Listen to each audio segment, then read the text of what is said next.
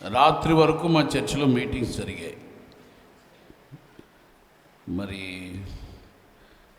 Pastor గారు అన్నారు, meetings జరుగుతున్నాయి కదా, ఇంకేం వెళ్తాం, ఏలియాకి ఇంకో రోజు మార్చుకోమని చెప్పన్నారు ఎలీషాకి.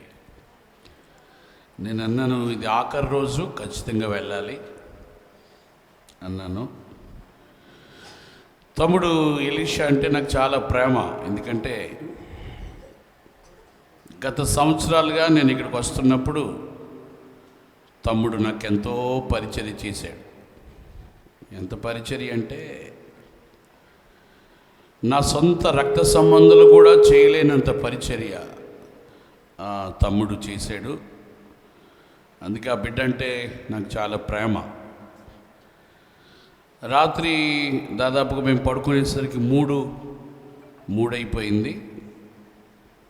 మళ్ళీ 5 గంటలకే లేచి రావడానికి దేవుడు సహాయం చేశాడు. సుదీర్ఘమైన ప్రయాణం చేసి ఇక్కడికి రావడానికి ఎందుకు కారణం ఏంటంటే, తమ్ముడు ఎలీషాని నేనెంతో ప్రేమిస్తున్నాను.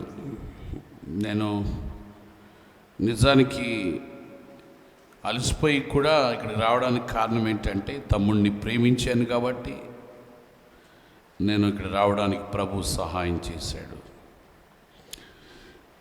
ఎలీషాలో ఒక 3 లక్షణాలు నేను మీకు చెప్తాను.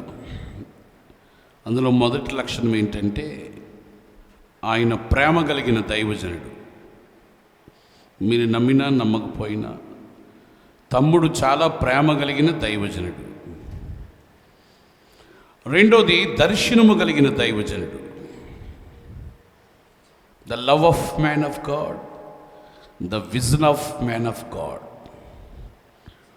మూడోది, దేవుని కొరకు తనకున్నదంతా ఇచ్చేసే గొప్ప దైవజనుడు.